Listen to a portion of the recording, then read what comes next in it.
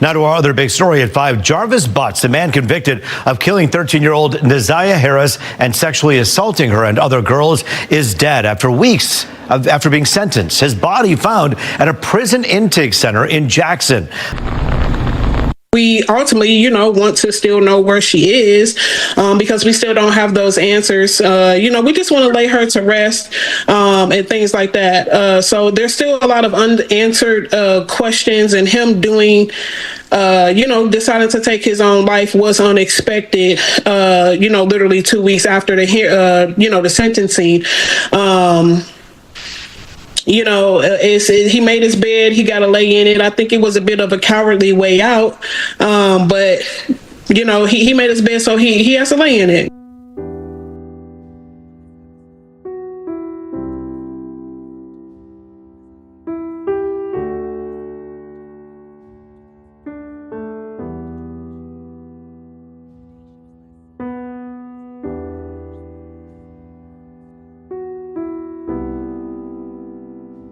Detroit, January 9th, 2024.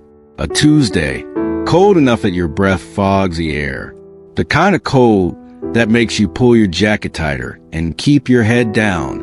A school bus rolls to a stop. Its doors fold open. A 13-year-old girl steps down onto the pavement, backpack on her shoulders, heading home the same way she has 100 times before. She never made it. Her name was ZiyahHarris. And the person who took her from this world was not a stranger. He was someone her family invited in, someone her aunt trusted, someone who sat at their table. By the time Ziyah's family realized what had been happening right under their roof, she was already gone. This case has twists that will make your stomach drop, evidence that tells a story more disturbing than anything the headlines captured. And an ending that nobody, not the prosecutors, not the family, not even the judge, saw coming. Stay with me, because this story is not over. If you're new here, this channel exists to make sure stories like Ziyah's are told the right way. Subscribe and turn on notifications so you never miss one. Now let's get into it. Before anything else, before the crime, before the investigation, before any of it, I want you to know who ZiyahHarris was, because she was not a headline. She was not a case number. She was a 13-year-old girl who was figuring out who she was going to become. She had a family who loved her, friends, a whole future. Her father, Marvin Jennings, was devoted to her. When she went missing, he didn't sit home and wait. He went out looking every single day. Abandoned houses, overgrown fields, empty lots, places no father should ever have to search for his child. He never found her, and the grief, the not knowing, the searching, the waiting, it consumed him. Marvin Jennings died before he ever learned what happened to his daughter. And honestly, what does that say about the kind of love a father has? To search until his very last breath and still not find an answer? I believe my daughter was pregnant, yes.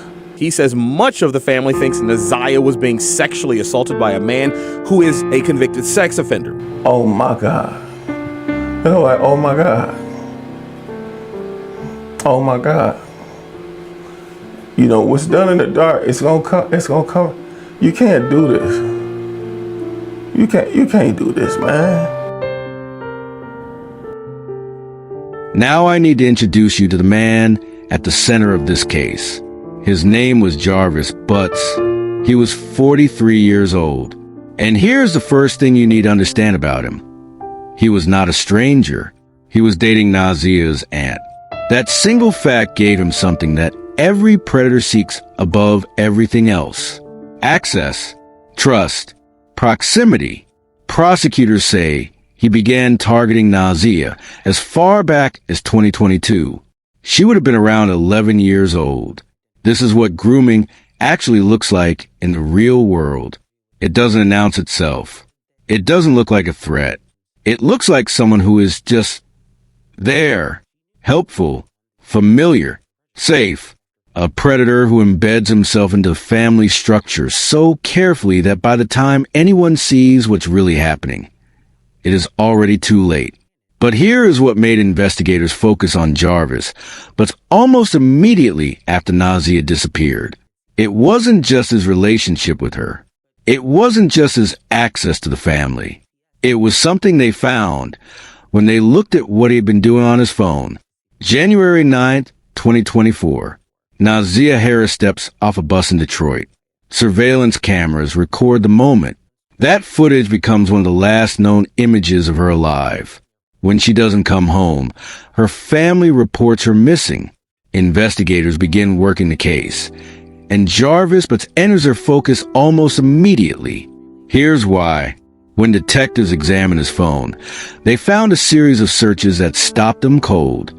He had been searching for abortion providers, abortion pills, methods to end a pregnancy.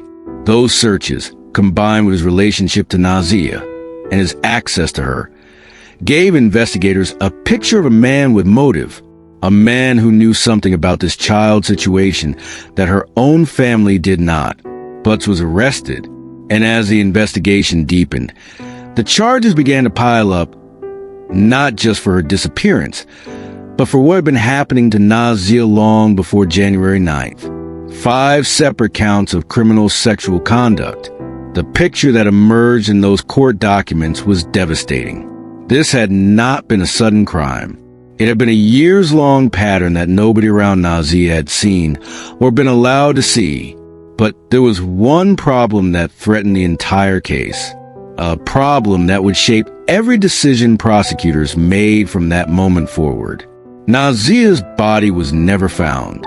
And without a body, the case carried a legal complexity that would eventually force prosecutors into a decision that divided people. But before we get to that verdict, there is something else investigators uncovered. Something on his phone that I haven't told you yet. Something far more disturbing than the abortion searches. If this case is hitting you hard, hit that like button. It costs nothing.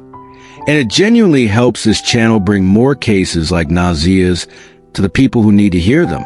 Here is what else was true about ZiyahHarris on the day she disappeared. She was pregnant, and prosecutors alleged that Jarvis Butts was the father of that unborn child. Think about what that means. Think about what he knew.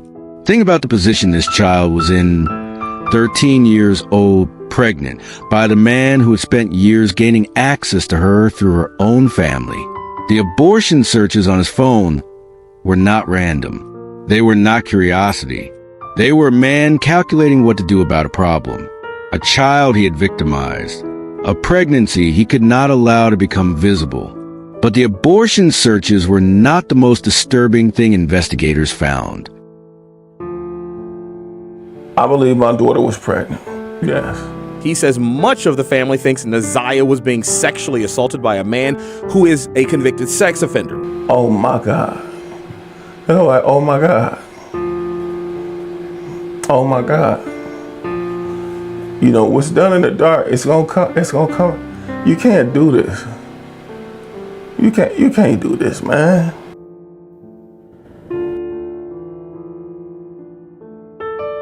I want you to sit with that for a second. A 13-year-old child, pregnant, by the man her family trusted. And still, somehow, nobody knew. Among the searches on Jarvis Butts' phone, mixed in with the abortion searches, mixed in with everything else, investigators found one more query. He had searched for what happens when someone drinks red antifreeze. Not how to fix a car. Not how to store chemicals safely. What happens when someone drinks it? That search was made before Naziyah disappeared. This was not a crime of passion. This was not an argument that went too far. This was a man who planned, who searched, who calculated, and then acted the search for antifreeze before she was gone. What does that tell you about what he intended? I think most of you already know the answer. February 12th, 2026. Less than 2 weeks before his trial was scheduled to begin, Jarvis Butts walked into court and entered guilty pleas across 6 separate cases. Second-degree murder. 5 counts of criminal sexual conduct against ZiyahHarris. The deal included one critical requirement. Butts had to provide a truthful statement about where Naziyah's body was. On March 12, 2026, a judge sentenced him 35 to 60 years for murder, 10 to 15 years on each of the 5 sexual assault charges. Served concurrently. His earliest possible release date, September 26, 2059. He told investigators he had dumped Naziyah's body in the Rouge River near 7 Mile and Berg Road, the exact area where police had originally searched for her. Her family had been waiting over 2 years to know where she was. Second-degree murder. Not first, but those searches and abortion methods. They tell a story of calculation, of planning. I wonder if that charge ever sat right with the people who loved her. Jarvis Butts left that courtroom sentence to more than 3 decades in prison. The family finally had a statement. Investigators believed closure was coming. And then, 14 days later, something happened inside that prison that nobody predicted. Jarvis Butts walked into the Charles Egler Reception and Guidance Center in Jackson, Michigan. He had given a statement. The family had answers, finally, after more than 2 years. Answers about where Naziyah was. Investigators believed the worst was over, that the legal chapter had closed, that at least now there could be some kind of peace. It had been 14 days since the sentencing. 14 days. On March 26, 2026, Jarvis Butts was found dead in his cell. Now to our other big story at 5. Jarvis Butts, the man convicted of killing 13-year-old ZiyahHarris and sexually assaulting her and other girls, is dead after weeks after being sentenced. His body found at a prison intake center in Jackson.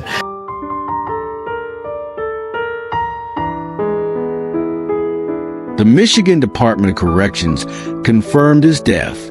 It is being investigated as an apparent suicide. He had served less than 3 weeks of a sentence that was meant to last until 2059. I know what some of you are feeling right now, and I don't think there's a simple answer to what emotion is correct in this moment. Relief? Maybe. A sense that justice was served before the system could finish the job? Perhaps. But here's the part that makes this ending feel far less clean than it might seem. Naziyah's cousin Roxy has spoken publicly about the fact that only certain family members were given access to Butts' statement about where Naziyah's body is. The rest of her family is still waiting, still without the full picture, still unable to bring her home. And the one person who knew every detail, who could have answered every question that family will carry for the rest of their lives, is dead. He didn't just escape a 35-year sentence. He took the answers with him. So I have to ask, does his death feel like justice? Or does it feel like the Harris family lost something? Again, I want to take a moment here, because this case is bigger than one man, bigger than one courtroom, bigger than one city. ZiyahHarris was groomed and killed by someone her family trusted. That is not an exception. That is the rule. The overwhelming majority of child sexual abuse cases involve someone with access, someone already inside the family's circle of trust. That is the conversation we need to be having, not just about punishment, about what grooming looks like before it becomes a crime scene, about the warning signs, about how we protect children while they're still here. Naziyah's father searched for her until he died. Her family is still waiting for her to come home. And the least any of us can do is say her name. If you have children, younger siblings, anyone young in your life, are you having those conversations? About trust, about what's safe, about who they can tell if something feels wrong. Because these conversations are the difference. ZiyahHarris was 13 years old. She got off a bus one cold Tuesday in January, and the world kept moving while she was gone. A father searched for her until the search killed him too. A man who hurt her walked into a prison and never walked back out. And a family is still, to this day, waiting for the full truth that only one person knew. And somewhere in Detroit, The answer to where she truly is may already be gone forever. Say her name, say their names, and never stop asking questions. I'll see you in the next one. If Ziyah's story moved you, share this video. One share reaches someone who needs to hear this. Subscribe if you haven't, and leave a comment. I read every single one.